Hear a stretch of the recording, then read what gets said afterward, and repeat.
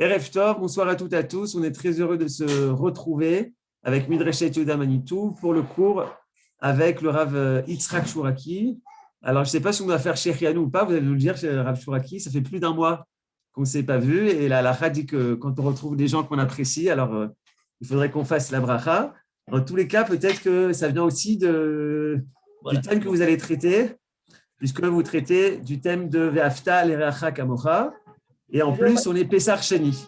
Peut-être c'est lié aussi, je ne sais pas, de donner une deuxième chance à son prochain, en tous les cas. C'est le thème de ce soir, Ve'afta l'Ereacha Kamocha, avec Rav Shuraki Bechavod Arav. Très bien. Alors, effectivement, attendez, moi, j'entends. C'est parfait, on vous entend. Oui, non, mais moi, le problème, c'est que je m'entends en. Mais non, enlève tes écouteurs, ça sert à rien. Voilà, je vous entends plus parce que les plus grandes mauvaises compréhensions de la Torah, et notamment, juste pour ouvrir le sujet, on a dans le malaise dans la civilisation de Freud un chapitre entier qui est consacré au Ve'afta l'Ereacha Kamocha, qui nie l'interprétation justement de l'amour du prochain, cet altruisme absolu, en disant c'est un trop gros gaspillage d'énergie. J'ai pas assez d'amour à dépenser pour toute l'humanité et à tous ceux qui ne méritent pas notre amour. Comme certains ont dit, Heine disait, ceux qui ne méritent pas notre amour, il faut pardonner à nos ennemis, mais pas avant qu'ils ne soient pendus. Et parfois, il y a une mauvaise compréhension à la fois pour restreindre le Ve'afta l'Ereacha Kamocha de sa portée générale et à la fois pour parfois généraliser, même à ceux qui ne méritent pas l'application de ce Ve'afta l'Ereacha Kamocha. Mais le point central, qui est le plus problématique de tout, c'est ce Kamocha, c'est ce côté équivalent. Comme alors c'est quoi ce Reacha Kamocha? D'ailleurs, Freud, pour résoudre son problème, il dit tu aimeras ton prochain Kamocha comme lui t'aime. Et de cette façon-là, rend la lecture du Ve'afta l'Ereacha Kamocha totalement égoïste. Il y a un rapport dans lequel on est simplement redevable vis-à-vis de l'autre. Et nous allons voir dans un instant que cette lecture a une origine très ancienne dans la civilisation occidentale. En tout cas, en ce qui nous concerne, on a ce pasouk-là. On a la transformation du pasouk par Hillel, qui transforme Ve'afta l'Ereacha Kamocha de Alachsane lechavrach al ta'avid. Ce que tu ne veux pas qu'on te fasse, ne le fais pas à autrui. On a les différentes interprétations des Chachamim qui nous donnent exactement qui rentre dans la catégorie de Reacha, Kamocha, etc. Et on a beaucoup d'explications qui essayent, je dirais, de manière classique, de manière traditionnelle, d'essayer d'entrevoir dans ce Ve'afta l'Ereacha Kamocha quelque chose, je vais dire, qui même serait conciliable avec la halakha, puisqu'on sait par exemple que d'après Rabbi Akiva, lorsqu'on a une concurrence sur des moyens limités, par exemple pour la survie, eh bien dans ce cas-là, chayecha kodmim le chayecha vercha. Donc on voit très bien que ta vie passe avant la vie de l'autre et on ne peut pas exiger de l'aimer autant que soi-même. S'il n'y a qu'une gourde d'eau dans le désert qui permettrait de sauver qu'une seule personne, on ne la partage pas et on connaît les différents développements de cette halakha. Par conséquent, il faut redéfinir le Ve'afta l'Ereacha Kamocha qui ne va pas justement en opposition avec cette halakha. D'ailleurs, il y a différentes explications qui ont été évoquées. Par exemple, le Ramban, dans son commentaire sur la Torah, détaille la particularité du pasouk qui dit Ve'afta l'Ereacha et pas Ve'afta et Reacha. Et il dit Ve'afta l'Ereacha, c'est pour ton prochain. Tu dois aller pour ton prochain dans les mêmes directions que tu espères pour toi-même.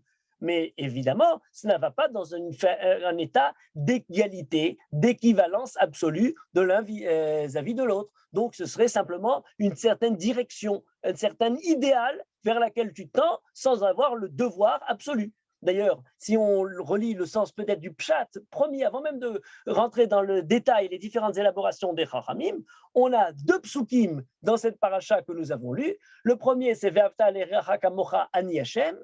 Et le second, qui vient un peu plus loin, Ve'ahavtalo, on parle de l'étranger, du guerre, Ve'ahavtalo Kamocha. Donc, Ve'afta l'Ereacha Kamocha, Ve'ahavtalo Kamocha, c'est presque le même. Qui guérit, mais item, Be'eretz Mitzrayim. Tu aimeras l'étranger comme toi-même, car toi aussi tu as été étranger en Égypte. Et donc l'équivalence n'est pas dans la pratique de Ve'ahavta, dans la façon d'avoir le Ve'ahavta, mais dans le besoin de Ahava. De même manière que toi tu étais en Égypte et tu sais ce que signifie d'être étranger et d'avoir le besoin de reconnaissance, de chaleur de ceux qui ne sont pas étrangers, de la même manière, Ve'avta l'ereacha kamocha peut se lire, de la même manière que tu sais ce que signifie le besoin de Ahava pour toi-même, eh bien, donne-le à autrui, donne à ton prochain ce kamocha comme toi tu as la compréhension intime de besoin d'être aimé. Cette idée-là, d'ailleurs, est reprise ensuite par certains chachamim qui nous disent le Ve'avta reacha kamocha ne manifeste pas la pratique de la ahava, mais le besoin de la ahava. Et d'ailleurs, est-ce qu'il est possible, kamocha, comme toi-même, d'aimer quelqu'un si tu n'as pas d'abord un premier amour vis-à-vis de toi-même? Et ça, c'est encore une direction dans les explications, je dirais, classiques de ce passouk, où on nous dit Hillel Azaken a dit Ehov et aberiot, umkarevan Torah, aimer les créatures. Et ensuite, Hillel Azaken a dit Imen anili mili. Et l'un lié à l'autre se comprendrait de la façon suivante. Pour pouvoir aimer autrui, il faut d'abord, Imen anili mili, commencer par pouvoir s'aimer soi-même. Quelqu'un qui aurait un regard trop exigeant, trop sévère, trop accusateur vis-à-vis de lui-même, ce regard critique profond l'empêcherait, à plus forte raison vis-à-vis des autres, au filtre d'une telle exigence, de pouvoir répandre son amour. Aime-toi pour commencer, ça veut dire aussi autre chose, ça veut dire que l'amour, quand il est manifesté vis-à-vis de toi, sait faire la différence entre ce qui est la ahava, ton bien profond et réel, de toutes sortes illusoires et artificielles sortes de plaisirs. Il y a des façons de chercher des paradis artificiels, des fantaisies ou imaginaires, des rêves ou différentes influences extérieures. Ce n'est pas pour toi ce qui est de mieux. Tu sais pour toi distinguer cela de ce qui est véritablement ton propre bien.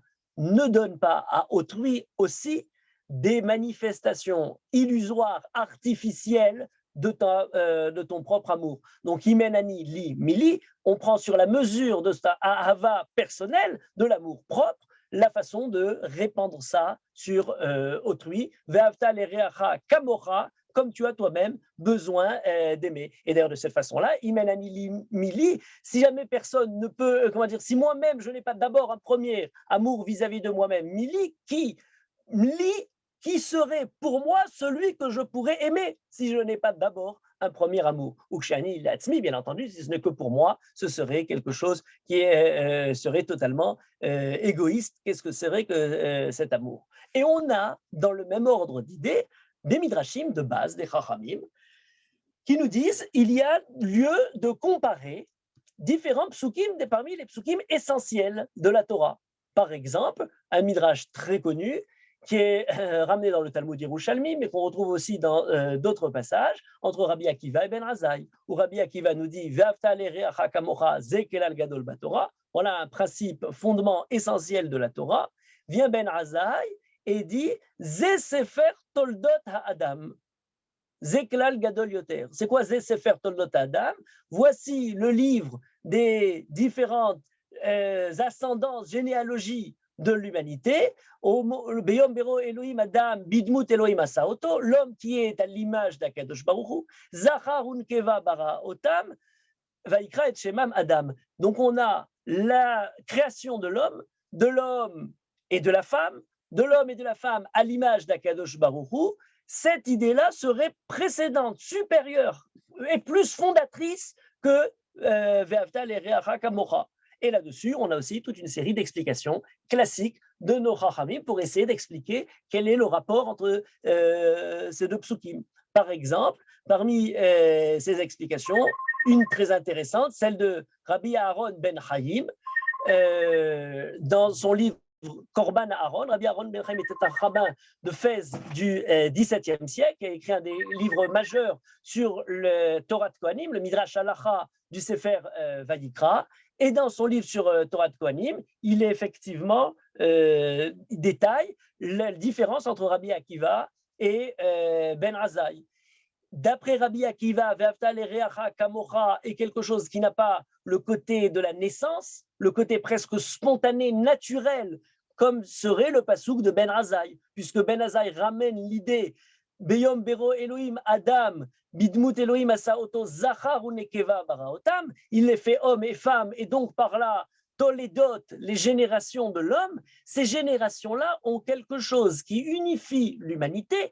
Au-delà simplement de quelqu'un qui serait mon prochain, c'est plus simplement un prochain, nous avons une ascendance commune. C'est quelque chose d'essentiel, puisqu'on a l'idée, alors liberté, on a l'égalité et la fraternité. Souvent, on discute entre les rapports entre la liberté et l'égalité, les deux grandes valeurs qui se sont disputées, j'allais dire, le 19e siècle et le 20e siècle. Mais entre l'égalité et la fraternité, c'est un autre débat. L'égalité qui cherche à tout prix à retrouver ce kamocha, cette équivalence du Ve'avta, mais on a dans le pasouk de Ben Azai, Toldot, Sefer Toldot à Adam, quelque chose d'autre qui serait une certaine fraternité qui vient de l'ascendance commune de toute l'humanité. Peut-être c'est quelque chose, aux yeux de Ben Azai, gadol yoter que celui de Rabbi Akiva. Certains vont d'ailleurs dans une direction, une petite nuance de cette même idée, en disant Ve'afta l'ereacha kamocha, tu restes toi-même et ton prochain distincts l'un de l'autre,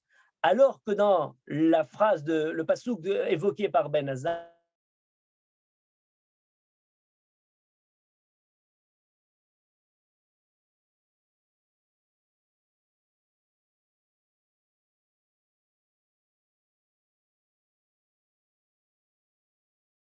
sur Ve'avta l'ereacha kamocha, pour la raison suivante. Ve'avta l'ereacha kamocha parle de l'individu. C'est parfois très facile d'aimer ou de se conduire bien vis-à-vis d'un individu particulier qu'on a en face de nous, qu'on rencontre. On ne va pas faire de mal à celui qui est devant nous. On ne va pas voler de manière manifeste à quelqu'un qui est proche de nous.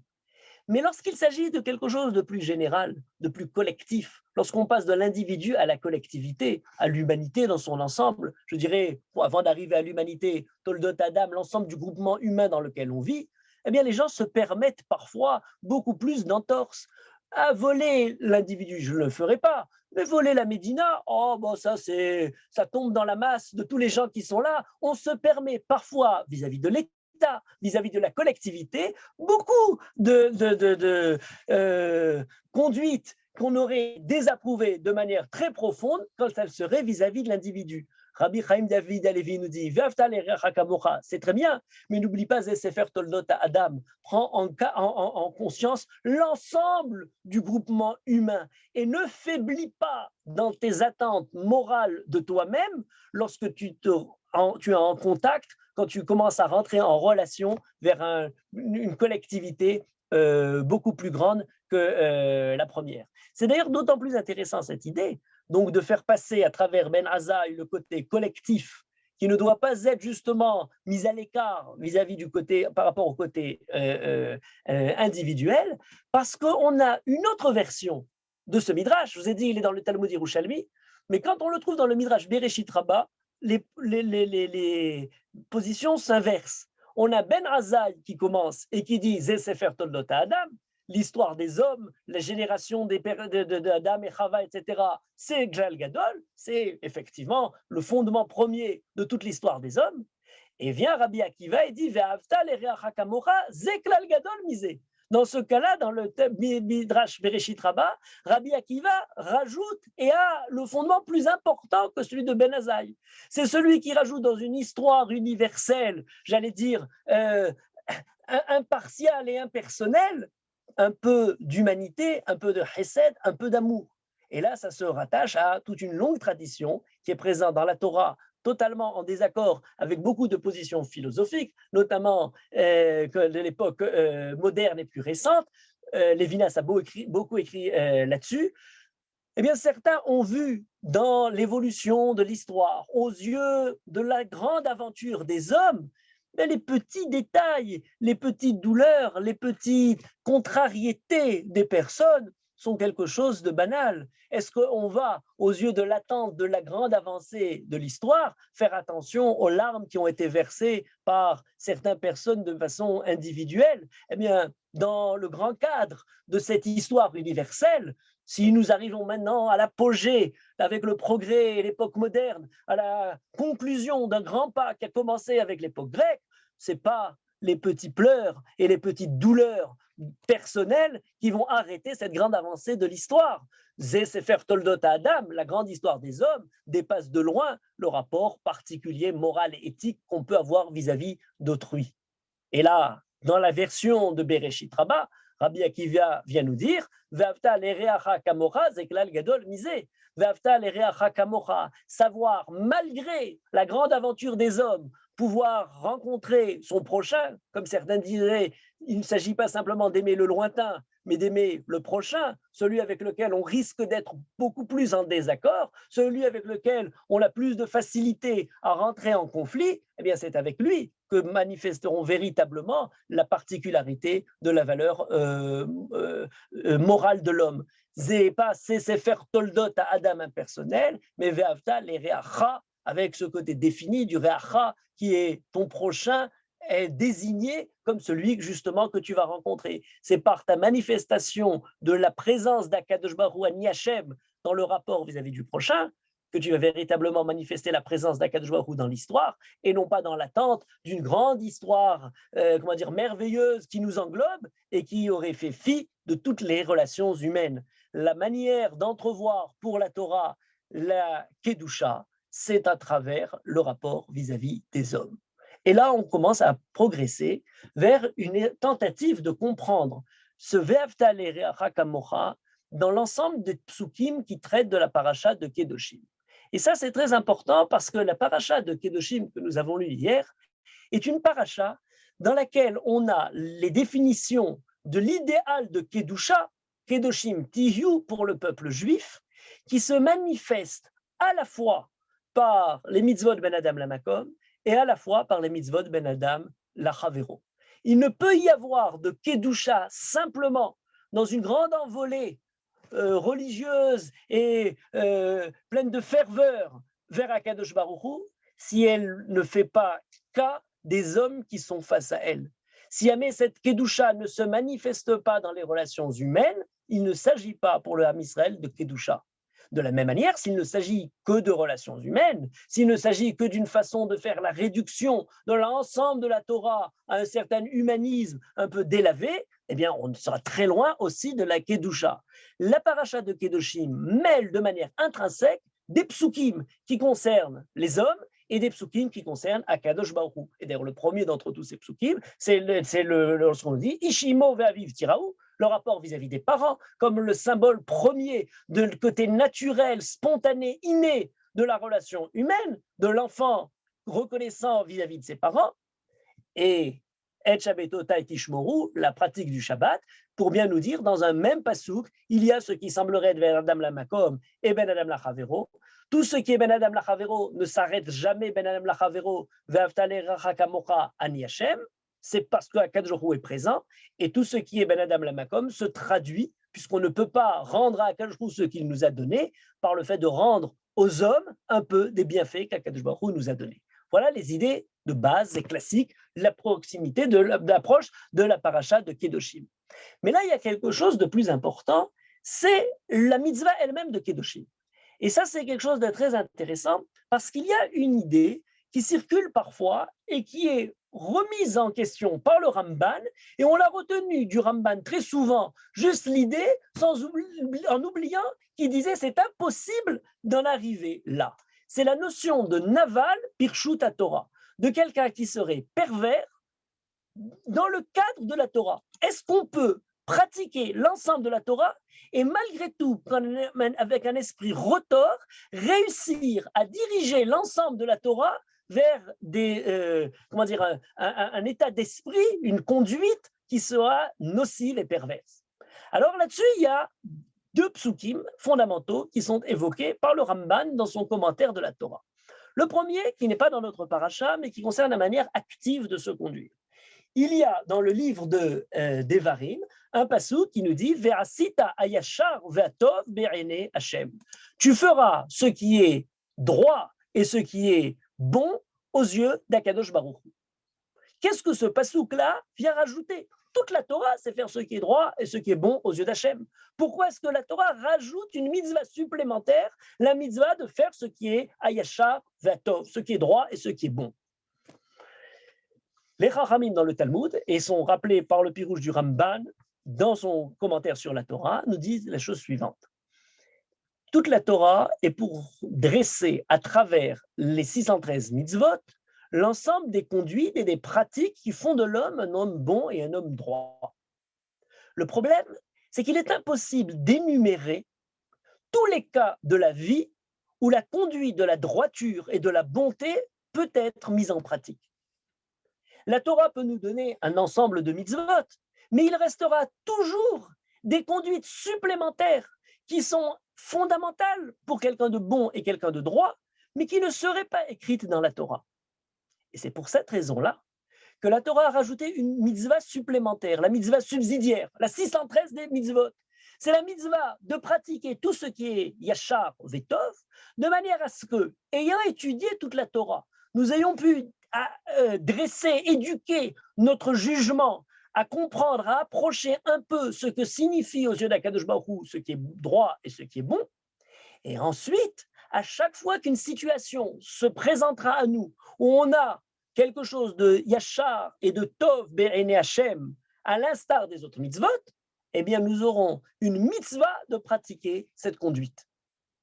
C'est une sorte de mitzvah assez qui renferme tout l'ensemble des mitzvot. Vous savez, parfois, lorsqu'on arrive devant une certaine conduite, il peut y avoir certains esprits érudits qui essayent de poser la question, mais où c'est écrit, mais suivant quelle opinion, et commencer à essayer de travailler et, j'allais dire, de creuser un problème où le bon sens de la bonté ou de la droiture, mais dit que c'est naturel qu'il faut se conduire de cette manière-là, pour empêcher ce genre d'esprit retors d'érudition de nous éloigner du côté spontané, naturel, empli de Torah de la conduite. La Torah a créé une mitzvah supplémentaire, la Asot, Ayashar, Vatov, Ben Hashem. Ce qui n'est pas une mince affaire, parce que définir ce qu'est Yachar et Tov, Ben Hashem, c'est une affaire de toute une vie. C'est une affaire de tous les siècles. C'est une affaire de toute la tradition juive, de tous nos chachamim pour nous enseigner. Mais elle essaye d'éviter l'écueil d'une conduite qui chercherait de façon très, très pointilleuse à la formulation de la loi, à être à chaque fois proche du code, en oubliant la conduite naturelle de droiture et de bonté. Voilà une première mitzvah, Ve'asita ayashar ve'atov be'ene Hashem. Elle consisterait de façon assez active à continuer l'ensemble des mitzvot. Voilà ce que dit le Ramban dans le commentaire de Devarim. Mais dans notre parasha de Kiddushin, il rajoute encore un autre élément. Et il dit, mais là, il y a une autre mitzvah. Comme il y avait Ve'asita ve'ayashar ve'atov pour les mitzvot assez, il y a Kedoshim Tiyu ki Kadoshani pour les mitzvot lotarasé. Que signifie être Kadosh? Alors, certains ont dit, par exemple Rashi, la Kedusha est liée à tout ce qui concerne la pratique des mœurs et des relations d'hommes et de femmes. Et donc, Kedoshim Tiyu, soyez Kadosh en étant Gedurim Mina Harayot, éloignés de toutes les relations incestueuses et autres, interdites par la Torah. Le Ramban va beaucoup plus au-delà simplement de ce commentaire. Et en suivant le commentaire même des Chachamim, Rashi a pris ça de Torah de Kohanim, où on nous dit Perushim Tiyu, soyez séparés, éloignés des interdits. Le Rambam rajoute un élément et il dit mais il pourrait y avoir quelqu'un dans lequel germe une idée perverse qui se dit eh bien je vais pouvoir peut-être trouver la façon d'appliquer l'ensemble des mitzvot de la Torah, de ne pas enfreindre aucune des interdictions de la Torah, et pourtant donner libre cours à ma nature animale et basse. Exemple, eh bien, il y a différentes lois pour la cacheroute.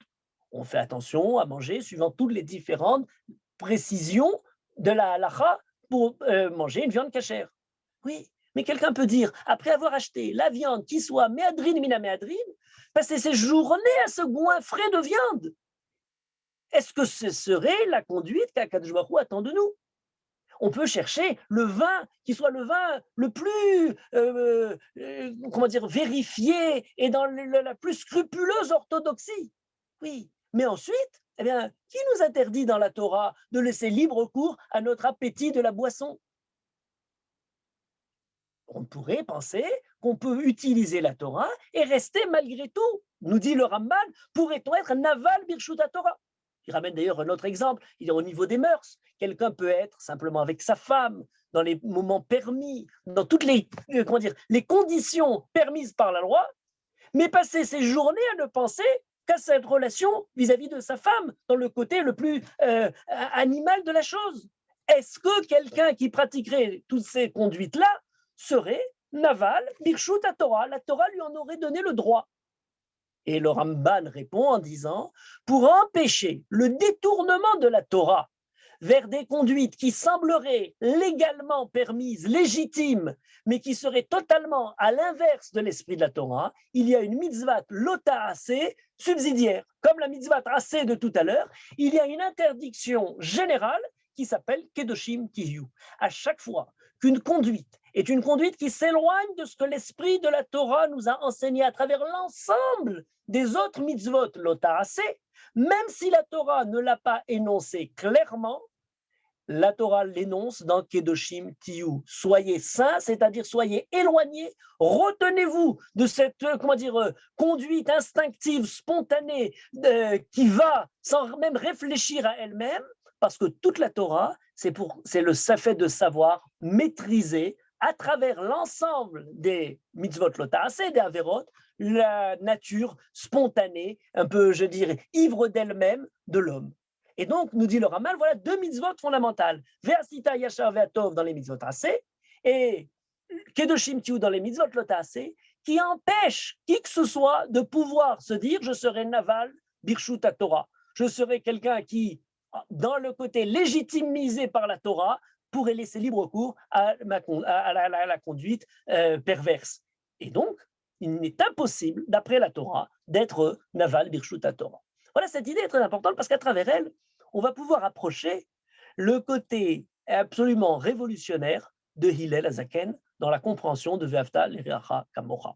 Puisque suite à ce Kedoshim Tiyu, suite à cette Kedusha obtenue par la maîtrise de l'homme de cet instinct naturel, eh bien, on a Ve'afta l'Ereacha Kamocha, un peu plus loin dans la Torah, et on connaît tous l'histoire du converti qui vient se convertir sur un pied, auquel Hillel répond Desanelach lechavrach al ta'avid, qui transforme le côté actif, positif de l'injonction de la Torah, Ve'afta l'Ereacha Kamocha, aimer, en étant simplement quelque chose qui semblerait une réduction, puisqu'il nous dit ne fais pas autrui, ne sois pas nocif, ne cause pas de dommages, lorsque tu ne veux pas que toi, on te cause aussi un certain préjudice, un certain tort. Desanelach, ce que tu ne veux pas pour toi, lechavrach al ta'avid, ne le fais pas autrui.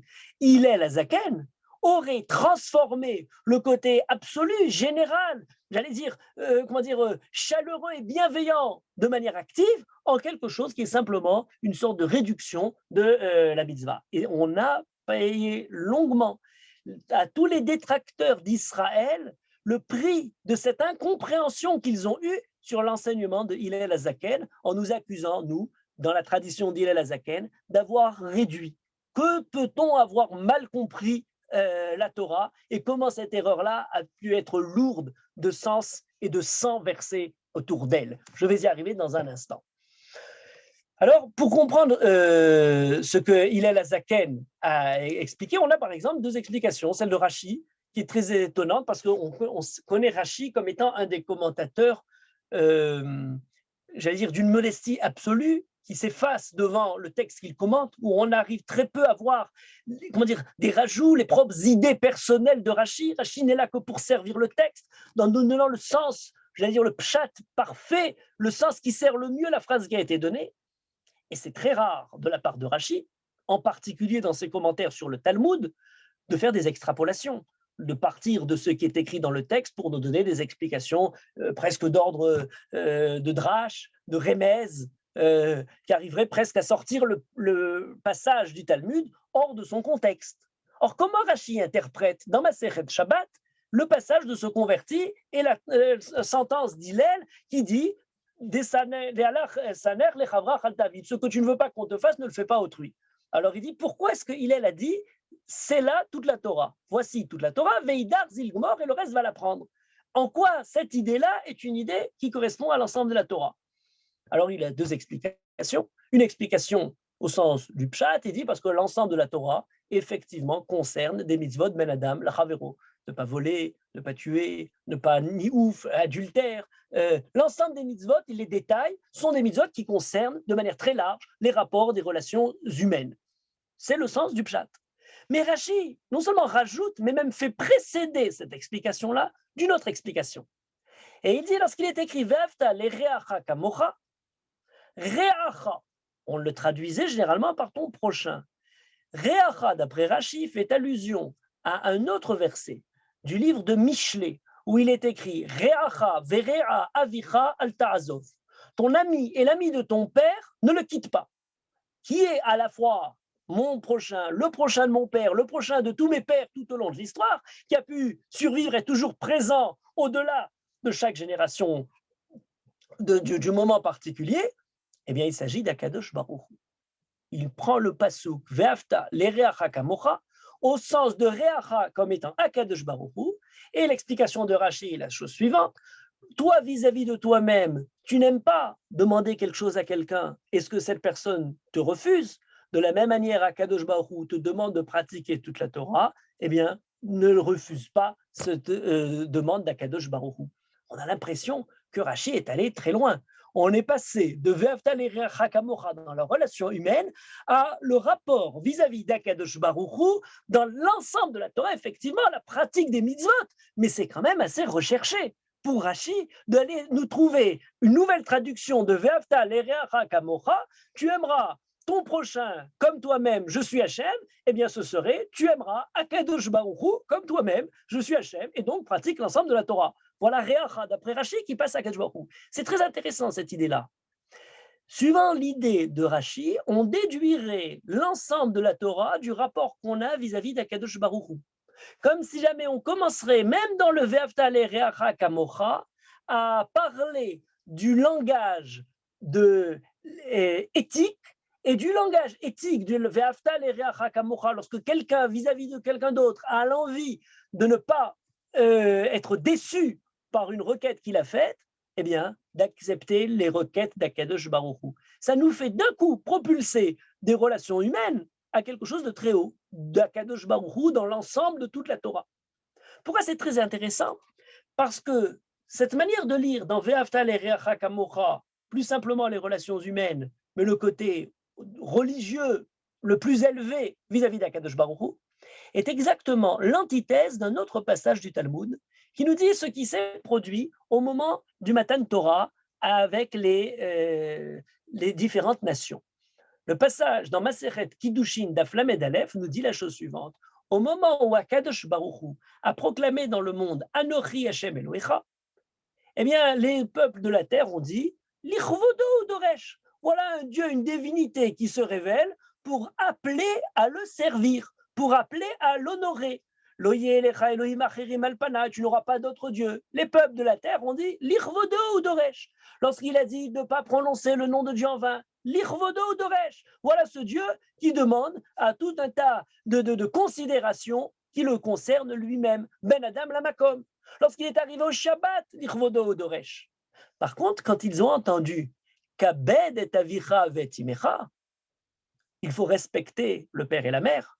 On est arrivé au mitzvot qui concerne le côté humain de la relation, j'allais dire universelle. On sait que Esav même pratiquait la mitzvah d'une certaine manière du Kibud Avaim. Eh bien, à ce moment-là, Chazru ve'udu les ma'amarot arishonot. Les nations ont dit alors effectivement, depuis le début, il ne s'agit pas simplement l'Ichvodo Doresh, mais voilà un Dieu qui commence par Anochi Hashem Elohecha, mais qui finalement se tourne pour le bien de l'humanité, pour apporter quelque chose de profond aux hommes. Voilà quelque chose de surprenant. Aux yeux des nations, on commence par le côté éthique, et comme annonçait Lévinas, c'est autrui qui me met sur la place de l'autre par excellence d'Akadosh Baruch Hu. C'est bon pour les goyim. C'est bon pour ceux qui commencent par le côté éthique, commencent par le côté humain, dans les relations morales, et finalement, de progrès en progrès, arrivent à s'élever vers le côté le plus absolu d'Akadosh Baruch Hu. Rashi, tout à l'heure, dans le passage de Masechet Shabbat, nous disait l'inverse. Re'acha ve're'avicha, c'est d'extraire l'homme, justement, de son prochain immédiat pour le propulser vers Akadosh Baruch Hu. Voilà deux lectures de Hillel Hazaken, interprétées dans la relation de l'homme vis-à-vis de l'homme ou de l'homme vis-à-vis d'Akadosh Baruch Hu. Mais il faut attaquer, j'allais dire, de plein fouet, la lecture chrétienne de ce passage, parce qu'on a payé un prix très cher à cause de cette lecture. Dans les évangiles, on lit de manière claire et nette, flagrante, ce que je veux dire noir sur blanc, lorsqu'on vient demander la question, justement, que s'agit-il lorsqu'il s'agit de Ve'afta l'ereacha kamocha, et la phrase qui était annoncée dans plusieurs évangiles, elle nous dit la chose suivante: ainsi que tout ce que vous désirez que les autres fassent pour vous, faites-le vous-même pour eux. Voici la loi et les prophètes. Vous voyez le verset, la façon dont les chrétiens l'ont déformé. Dans la Torah, on dit Vafta l'ereacha kamocha, aimer tout le monde comme soi-même. Hillel Hazaken vient nous dire, il ne faut pas faire à autrui ce que tu ne veux pas qu'on te fasse, en le mettant sous la forme négative. Et l'évangile nous dit, eh bien, tout ce que vous désirez qu'on vous fasse, faites-le vous-même aux autres.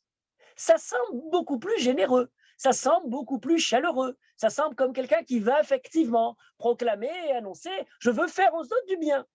Mais déjà, avant même de progresser, de continuer plus loin, et ça a été largement mis en exergue par le rabbin Ben Amozeg dans son livre sur la morale juive et la morale chrétienne, il y a le vice qui s'instaure dans la façon de transcrire ce verset, puisqu'on nous dit « tout ce que vous désirez pour vous-même, faites-le aux autres ». Eh bien oui, le fait d'aimer les autres serait peut-être une manière inconsciente, un peu, détournée de chercher à obtenir pour soi-même quelque chose. Si vous êtes bon pour les autres, vous allez en tirer vous-même un certain retour. N'oubliez pas la parabole du bon samaritain qui arrive à nous faire passer la supercherie du frère, du Lévi, du Cohen, qui sont totalement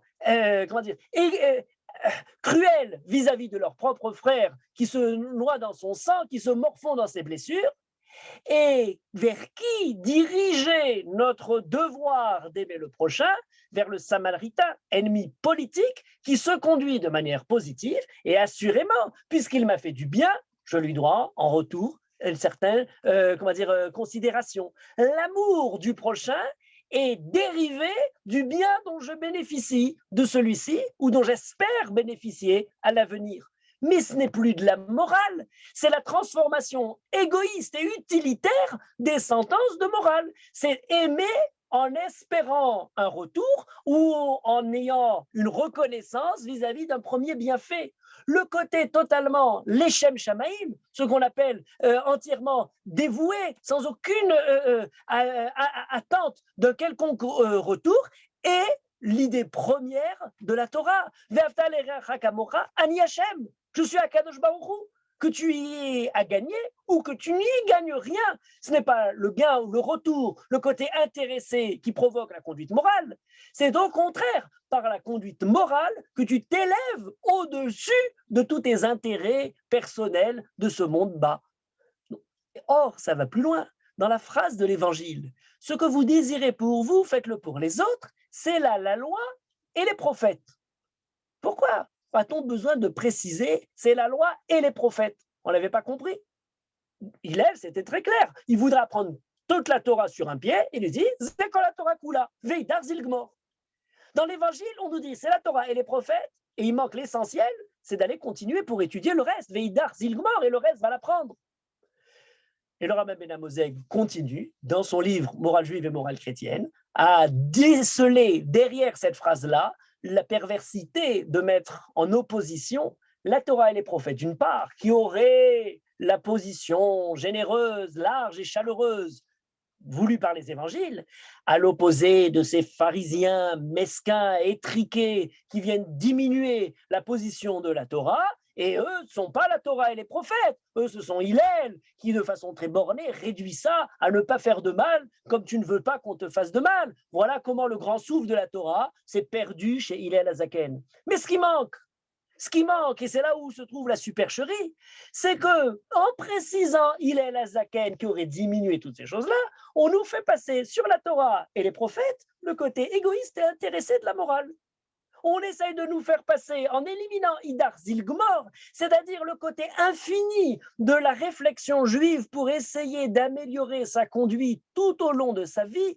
On n'arrive jamais à parfaire à l'absolu toute la conduite, puisqu'on est dans l'étude permanente de continuer à approfondir notre conduite. Voilà quelque chose de bien tranquille, bien pépère. On a la Torah et les prophètes qui nous disent faites quelque chose en retour ou en espérant un certain retour. Voilà plus ou moins ce que mine le Rav Ben Amozeg dans son commentaire, dans son œuvre, les morales juives, morale chrétienne. Mais il y a encore un point très important à rajouter là-dessus. Ce point-là, c'est la transformation de Hillel Azaken en ne fait pas de façon négative. Ne sois pas nocif quand tu ne veux pas qu'on soit avec toi. Alors oui, pourquoi est-ce qu'il n'a pas gardé le caractère très général, très généreux, très ouvert de la sentence de la Torah? Pour effectivement, Hillel Azaken semble avoir réduit. Et là, c'est quelque chose de fondamental. C'est sur ça qu'on a payé le prix le plus cher. Créer une révolution, c'est quelque chose qui peut avoir de bonnes intentions, c'est quelque chose qui peut avoir de grands élans, de grands enthousiasmes, avec de belles idées, de grands idéaux. Mais on ne mesure réellement la portée d'une révolution pas dans sa première génération, pas dans le premier moment, pas dans l'enthousiasme et l'élan révolutionnaire. On la mesure dans la deuxième génération, dans la façon dont, après avoir fait cette révolution, on arrive à vivre une vie meilleure que ce qui a précédé. Trop souvent, les grandes révolutions se sont transformées, même pas quelques générations après, quelques années après, en bain de sang, en terreur, en purge, en façon de retransformer l'ancienne société comme un enfer plus grand même que ce qu'on avait connu avant. Et on est bien placé, Révolution française ou au XXe siècle, Révolution bolchevique, pour avoir des exemples flagrants de ce genre d'éléments. Voilà une première génération qui semble clamer les grands idéaux, mais de quelle façon ces grands idéaux vont être mis en pratique? De quelle façon ces grands élans vont pouvoir se réaliser de manière particulière? On a Avraham Avinu qui est Koré Beshem Hashem, qui appelle révolution la présence d'Akadosh Baruch Hu pour tout instant de la vie, dans les grandes sphères de l'humanité, dans les grandes guerres et dans les grandes fureurs de l'histoire, dans la façon de juger les personnes, dans la façon d'être Nassi Elohim Betochenu. Il s'élève au-dessus de l'humanité et du Proche-Orient dans lequel il vivait, comme une montagne, comme un géant au-dessus de l'humanité. Effectivement, la révolution est mise en marche. Mais on a ensuite un deuxième personnage, qui est un des trois Avot, et qui très souvent, on le sait, Avraham, Yitzhak, Yaakov, on a beaucoup de vénération pour Yitzhak, au même titre qu'Avraham et que Yaakov. Mais quand on l'approche un peu plus, on a l'impression, à la lecture simplement du texte, de manière un peu superficielle, que Yitzhak Avinu semble être assez passif. Depuis qu'il est né, influencé par son frère Ishmaël, son grand srout, la Akedat Yitzhak, il est simplement passif avec Avraham.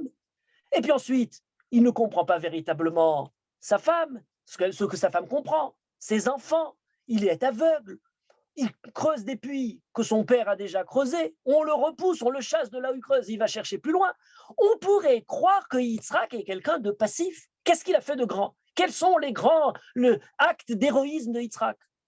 On pourrait avoir une approche de Yitzhak qui diminuerait sa grandeur. Or, nos maîtres et les plus grands, les Baalei HaKabbalah nous disent, on parle de Yitzhak pour parler de la Mida de Gvura. La Mida de Gvura est fondamentale. Ce n'est pas la première génération de la révolution, ce n'est pas le Hesed, ce n'est pas le grand moment, le grand élan, le côté de l'abondance de cœur et d'action et d'héroïsme d'Avraham Avinu. Yitzhak, c'est la possibilité de montrer que ce pourquoi Abraham a lutté est quelque chose qui peut tenir la suite de la vie et quelque chose qui peut continuer à être vécu. Yitzhak s'est restreint, et c'est la mida de Gevura, sa personnalité, qui se manifesterait de manière trop en avant pour pouvoir montrer que ce pourquoi Abraham a vécu est quelque chose qui peut continuer à être vécu. Yitzhak, c'est la grandeur de la deuxième génération. D'ailleurs, il ne faut pas que ça dure trop longtemps. Si jamais la troisième et la quatrième et ainsi de suite, on continue à rester dans cette continuité, on risque finalement de s'encrasser, de s'embourgeoiser et finalement de ne plus rien avoir de nouveau. Il voit peut-être dans la force un peu violente et turbulente de Esav quelqu'un qui va pouvoir redonner du souffle à cette révolution. C'était Yaakov, qui tout en étant Ishtam Yoshev Ohalim, avait malgré tout la possibilité de réagir et de savoir comment traiter un énergumène à la façon de Esav. Yaakov n'était pas aussi tranquille qu'il pouvait avoir l'air. Yaakov va pouvoir prendre en charge la troisième génération, la génération qui va redonner un souffle. Mais en attendant, entre l'instant du départ et le moment du renouveau, il faut d'abord quelque chose qui continue. Cette dimension-là est la dimension que Hillel Azaken a voulu donner à la Torah. Dire on veut aimer de façon active, totale, absolue, comme on s'aime soi-même, aimer tout le monde, ça peut être un grand idéal, ça peut être quelque chose de très beau et très généreux, mais ça ne pourra être vérifié que la façon dont on transforme ce grand idéal dans le détail de chaque conduite personnelle. Commence d'abord, nous dit Hillel, à ne pas être nocif vis-à-vis de ton prochain. Commence à faire attention dans ta manière de vivre. Est-ce que de manière un peu grise et un peu inconsciente, peut-être sans faisant ce qu'on appelle béchogeg, sans faire attention, eh bien, tu n'auras pas la vigilance et la responsabilité vis-à-vis de tes actions, mais lorsqu'elles risquent de déborder et portent préjudice à quelqu'un d'autre. C'est dans ce retrait de sa conduite que Hillel trouve le petit pas qui nous permet de faire avancer vis-à-vis de la grande idée, du grand idéal de Ve'afta l'Ereach Hakamocha. Effectivement, avoir dire à tout le monde, soyez bon vis-à-vis de tout le monde, soyez généreux comme vous aimeriez qu'on le soit pour vous-même, a peut-être proclamé une religion de l'amour et qui a su faire passer au fil de l'épée tous ceux qui restaient réfractaires à la grande nouvelle, et cette grande promesse d'un amour universel, mais qui laissait toujours pour compte les réfractaires dans la suite de Hillel Azaken, de toutes les supercheries d'un amour qui se crie très haut, mais qui se pratique de façon très très basse. Voilà, Hillel Azaken aurait représenté toute la Torah dans la possibilité, pas simplement dans cette mitzvah-là, mais dans l'ensemble des mitzvot, de nous donner le détail, les premiers pas, les conduites par lesquelles on commence et qui nous amèneront peut-être, avec la suite de toute une vie, de des générations, à l'idéal final, absolu, voulu par la Torah. Transformer Ve'afta l'Ereach Hakamocha en Mandesanelach lechavra Ravid, ne fais pas autrui ce que tu ne veux pas qu'on te fasse, c'est là véritablement le signe même de toute la Torah. Mais il me semble qu'on ne percerait pas le bout de cette interprétation de Hillel Azaken si on ne reprenait pas différentes études, recherches, expériences qui ont été faites plus récemment, dans les dernières décennies, en ce qui concerne la nature de l'homme, la façon de se conduire au niveau neurologique et psychologique parmi les plus neurologues de la fin du XXe siècle, à partir des années 90. On a réussi, en utilisant les différentes avancées de l'informatique et des ordinateurs, à pouvoir retrouver par l'imagerie cérébrale ce qui se passe dans le cerveau. Et on a différentes études qui ont été, assez révolutionnaires ou qui ont remis en question beaucoup de choses qu'on a crues pendant très longtemps et qui, pour nous, sont très riches pour réfléchir sur la Torah à nouveau, à la lumière de ces recherches, cette imagerie cérébrale et ces recherches justement sur la volonté humaine, sur les décisions du cerveau, sur la façon dont l'homme est libre ou non de ses actions. Avant de présenter ces différentes expériences, je voudrais évoquer de différents écrits très importants qu'on a malheureusement un peu oubliés aujourd'hui du professeur Henri Baruch. le professeur Henri Baruch, qui était, pas simplement au niveau médical, psychiatre, au sommet de la psychiatrie en France pendant une longue période, mais a aussi écrit et développé le rapport juif de la conception de la médecine et de la psychiatrie, la civilisation hébraïque, et il a toujours affirmé que c'est sur la base de la conception juive, notamment le test du Tzedek qu'il avait développé, qui nous permettait d'avoir une psychiatrie humaine et profonde. Dans un article qu'il a écrit dans la Revue des Deux Mondes en 1986, qui s'appelle « Le cerveau et la pensée », il dénonçait déjà alors les dangers d'une conception de la psychiatrie et du cerveau qui serait entièrement matérialiste. Il appelle ça le matérialisme cérébral, et c'est très intéressant parce que c'était les débuts, les balbutiements de l'imagerie cérébrale, et il a déjà pressenti les dangers vers lesquels on arrive. Le matérialisme cérébral est celui qui perçoit le cerveau comme étant simplement quelque chose de matériel, et les animaux les plus puissants sont ceux qui ont le cerveau le plus développé. Et par justement son cerveau, l'homme domine les autres animaux, l'homme domine tout le genre animal. Et cette manière d'entrevoir, qui a eu longuement eu cours, qui est totalement dépassée aujourd'hui, Baruch l'a condamné en disant non, ce n'est pas la force, c'est l'organisation sociale, l'inspiration morale d'une société juste qui fait le caractère particulier de la nature humaine.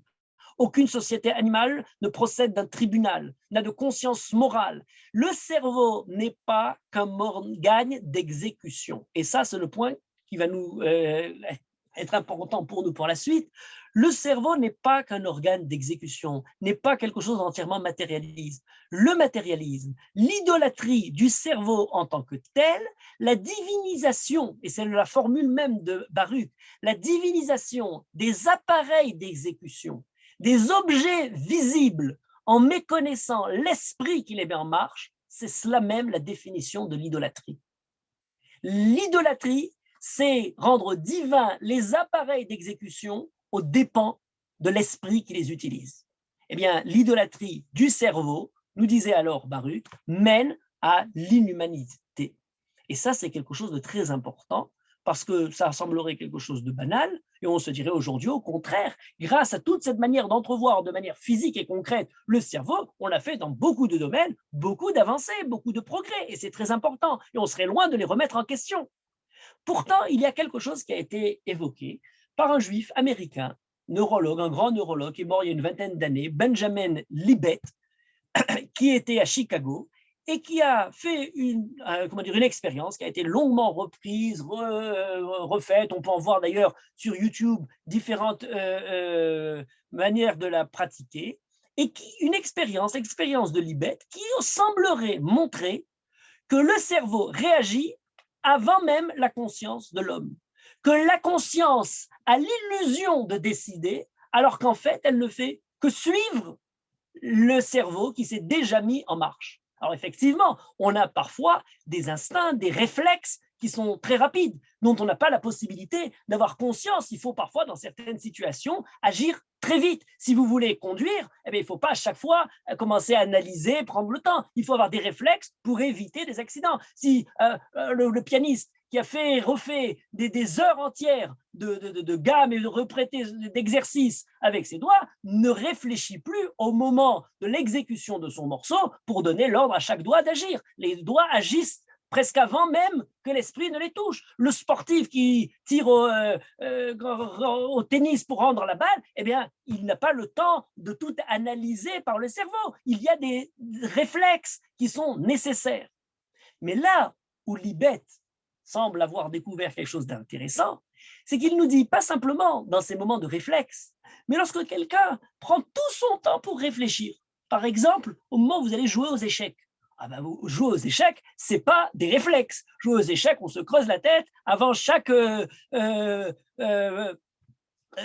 pion. On est en train de réfléchir et on ne bouge que lorsqu'on a véritablement arrivé avec la concentration que c'est ça ce qu'il faut bouger.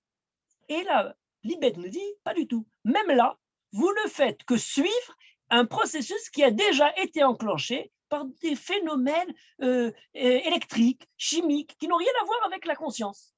Il a d'ailleurs prouvé ça avec une expérience qui est restée célèbre, dans laquelle il arrive à mesurer 3 temps. Le premier par des électrodes, c'est le premier, on arrive à voir à quel moment commence à avoir un processus électrique dans le cerveau, et on le mesure comme le début d'une activité cérébrale, mais on n'en a absolument aucunement conscience. Et c'est que 300 millionièmes de seconde ensuite que l'homme prend conscience du fait qu'il veut agir. Il a demandé aux gens, assis devant un ordinateur, où il y a un cadran avec, qui défile, l'horaire qui défile, en train de dire, voilà, vous allez appuyer quand ça vous semble bon sur la touche de l'ordinateur, et au moment où vous appuyez sur la touche de l'ordinateur, vous avez décidé d'appuyer, vous nous dites quelle est l'heure qui est inscrite sur l'écran. Donc, on peut mesurer de cette façon-là la décision, les processus cérébraux qui sont mesurés par les électrodes dans le cerveau. On peut mesurer l'heure au moment où la personne prend sa décision, en tout cas la conscience de prendre la décision, puisque c'est le chiffre qu'ils vont inscrire sur l'écran, et on peut mesurer le moment où réellement la touche est appuyée. Et puis la personne peut attendre, elle peut attendre 5 minutes avant de bouger. Elle a tout son temps, il ne s'agit pas d'un réflexe, il s'agit de quelque chose de bien réfléchi. Et voilà 3 temps qui sont évoqués. Et là, le résultat est le suivant. Au temps 0, il commence à y avoir une certaine activité cérébrale qui se met en marche. Aucune conscience de l'homme. 300 millionièmes de seconde ensuite, l'homme prend la décision d'appuyer. Et il voit le chiffre qui est sur l'écran. Et 200 millionièmes de seconde ensuite, la touche est effectivement touchée et elle est effectivement appuyée. C'est-à-dire qu'il y a en tout 500 millionièmes de seconde, une demi-seconde, mais dans cette demi-seconde, il y a 300 qui sont inconscients, donc, a priori, d'après Libet, involontaires, et ce n'est qu'à partir du moment de la conscience qu'il y a le temps pour pouvoir appuyer sur l'ordinateur. Et là, ça remet en question, il a même parlé de l'illusion de la conscience, ce qui, entre parenthèses, n'était pas une grosse attaque à toute la position juive sur ce problème-là du libre arbitre, pour la raison très simple, c'est que qui nous dit qu'on peut réellement mesurer la conscience profonde de l'homme simplement par le moment où il la voit sur l'ordinateur, il se dit « j'ai envie maintenant d'appuyer ». Peut-être il y a quelque chose qui est initié par l'homme, ce qu'on appellerait Ra'ava des Ra'ava, le Ratson chez la Ratson intérieur, et qui lui aurait mis en marche oui, effectivement, millième de seconde et pas millionième. Absolument, je m'excuse. En tout cas, ce serait cette envie de l'homme de faire quelque chose qui aurait déclenché le phénomène électrique. Or, pourquoi tout ça est intéressant? Parce qu'il y a eu débat, suite à l'expérience de Libet, il y a eu débat, est-ce qu'effectivement, il avait nié le libre arbitre? Est-ce qu'il avait transformé l'homme simplement, plus simplement le cerveau, mais comme quelque chose qui est entièrement déterminé par différents phénomènes intérieurs, chimiques et électriques? Et là, c'est très intéressant, Libet a rajouté un chapitre à son livre, et ce chapitre-là est basé sur Hillel Hazaken. Il a dit, oui, c'est pas vrai, je ne nie pas le libre arbitre pour une raison profonde, c'est Hillel Hazaken qui nous l'apprend. Alors là, ça devient tout d'un coup intéressant. Qu'est-ce que, entre un neurologue et Hillel Hazaken, quel est le rapport entre les deux? Il dit, bien entendu, c'est Hillel Hazaken qui avait tout compris. Pourquoi? Eh bien, parce qu'entre les 300 millièmes de seconde où l'esprit commence à avoir conscience d'un acte qui se serait déclenché à lui de manière instinctive, sans avoir voulu, il reste 200 millièmes de seconde. Dans les 200 millièmes de seconde, le temps qu'il faut pour que l'influx du cerveau donne l'ordre au doigt d'appuyer, c'est 50 millièmes de seconde. Il reste encore 150 millièmes de seconde qui ne servent à rien. Il reste 150 millièmes de seconde dans lesquels l'homme a la possibilité de mettre son veto sur l'action qui se présente à lui. S'il n'a pas décidé de ce qu'il doit faire, il peut décider de ne pas faire. L'homme a la possibilité d'arrêter l'influx nerveux, électrique de ce qui se déclenche dans le cerveau pour pouvoir finalement ne pas céder à ce qui lui vient de manière instinctive. La grandeur de l'homme ne se manifeste pas par son action active, elle se manifeste par sa possibilité de maîtriser l'action qui se présente à lui. Hillel l'avait compris, termine Libet, en disant il a transformé Ve'afta l'ereach kamocha, fais à autrui et sois positif, oui, mais l'action telle qu'elle fait, elle peut venir dans un certain flux continu qui serait pas mesuré par l'homme. la grandeur d'Hillel, c'est d'avoir su mettre le veto. C'est par le fait de pouvoir arrêter à un certain moment que l'homme est effectivement maître de lui-même. L'homme se différencie de l'animal par la possibilité de dire non, par la possibilité d'arrêter les différents instincts, pulsions et le côté spontané d'une vie qui se vit, qui se va. D'ailleurs, aujourd'hui, on dit Bali, comme jamais la vie passait, elle venait à travers moi, elle continue à travers moi, et on était totalement transparent à ce flux de vie qui nous a traversés. Hillel Azaken vient et nous dit Desanelar lechavrach al ta'avid. Tu peux censurer ce flux de vie qui passe à travers toi. Eh bien, Libet nous dit, je continue à croire au libre arbitre, plus à un libre arbitre actif, mais la grandeur de ce libre arbitre qui arrête, qui restreint, qui jugule les différentes pulsions de l'homme pour pouvoir en faire un homme et pas simplement quelqu'un qui laisse libre cours à ses pulsions. Eh bien, cette manière de lire la transformation de Hillel Azaken, devient Desanelar lechavrach al ta'avid, eh bien, à force de ne pas avoir été jugulé, cet amour chrétien pour tout le monde et très généreux n'a pas su différencier l'homme de la bête, a continué à manifester la violence du prédateur, même lorsqu'il allait prêcher la loi d'amour. Lorsque la Torah nous enseigne Kedoshim Tiyu, qui se manifeste entre autres par des mitzvot comme Ve'ahavta l'ereach kamocha, elle prend toute sa signification lorsqu'elle arrive à transformer, à l'instar des autres mitzvot lota'aseh, qui sont très présents dans la Torah. C'est toujours très beau. Mitzvot raseh, on a le côté généreux et actif et large de tout le flux de bonté et de générosité qui se déverse dans la pratique de la Torah. Mais la Torah est essentiellement fondée par des mitzvot lota'aseh qui permettent, en restreignant l'homme de tout ce côté, gris de lui-même, lui permettent d'accéder à au-delà de lui-même. Et c'est ce sens-là des mitzvot lota'aseh, de mitzvah ve'ahavta l'ereach kamocha, traduit dans cette interprétation-là, qui nous permet peut-être de comprendre pourquoi Kedoshim Tiyu. C'est à travers ces mitzvot-là qu'on peut arriver à la Kedusha, qu'on peut atteindre un peu au-delà de nous-mêmes, un peu de la présence d'Akadosh Baruch Hu à l'intérieur de notre vie.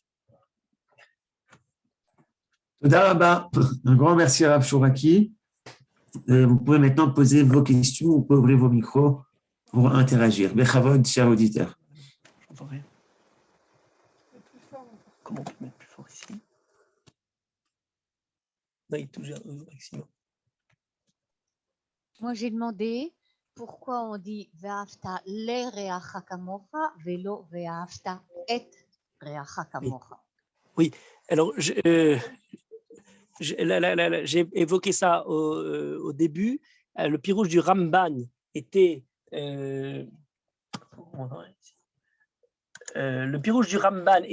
puisqu'il est écrit Ve'ahavta l'ereach kamocha, est une direction et non pas Ve'ahavta et reacha. Donc Ve'ahavta l'ereach nous met sur la voie, c'est la façon du Ramban de rétablir un petit peu le paradoxe qu'il y a entre aimer l'autre à l'équivalence de soi-même, et d'autre part le fait qu'on dit au niveau de la halacha, eh bien, chayecha kodmin. Si jamais on a, je disais en commençant, la concurrence sur les ressources, on a plus pour vivre et soi et l'autre, on n'aimera pas l'autre comme soi-même. Si on a une seule gourde, on la boira pour pouvoir survivre et on ne la partagera pas ou les deux vont mourir. Par conséquent, s'il s'agit de ve'ahavta l'ereacha, tu aimeras pour l'autre tout ce que tu peux aimer pour toi.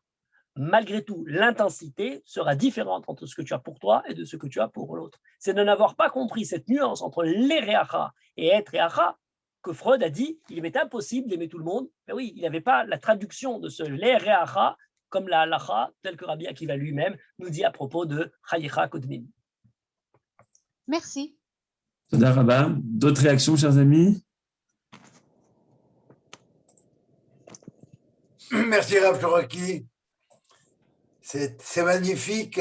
De ce que j'ai entendu, la lecture de Kedoshim Tiyu, telle qu'elle est commentée par Rashi et par Ramban, semble être une mitzvah lota'aseh.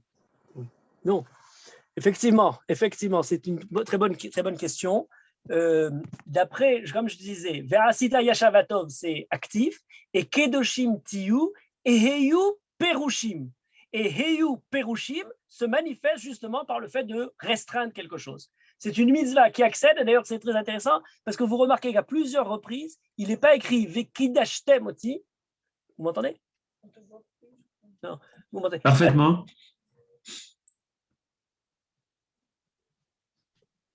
Non, Oui, alors on vous entend plus. On vous entend plus là. On vous entendait, hein, bon. Alors, il n'est pas écrit. Bon, prenez par exemple l'idée de Kiddush Hashem. Non, voilà, c'est bon. C'était pas en mute. Je sais pas pourquoi. Vous m'entendez là? Oui, oui. Vous m'entendez? Alors, il ne s'agit, on parle pour Akadosh Baruch Hu, les Kadesh ou Venikdashti. Nikdashti est un passif. Je serai sanctifié. Comme si notre devoir est, par la Kedusha, par le Kedushim Tiou, de restreindre un peu une sorte de tzimtzum, de prendre un certain recul.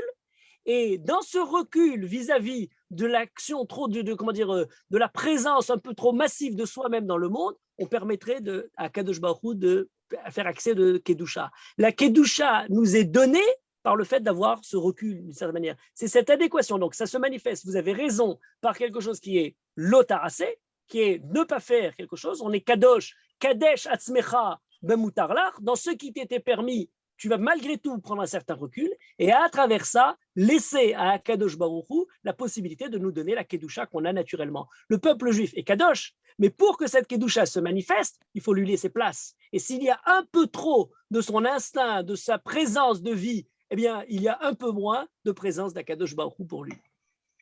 Ah, ça m'a coupé là. Merci. Je ne sais pas pourquoi ça coupe de temps en temps. Toda Rabba, merci beaucoup, Rav Chouraki. Encore une réaction, chers amis?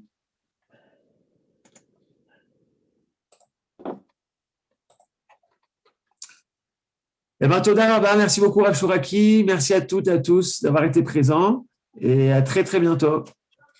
Je ne sais pas si on dit Chag Sameach, en tous les cas, c'est Pessar Sheni, alors Chag Sameach à tous.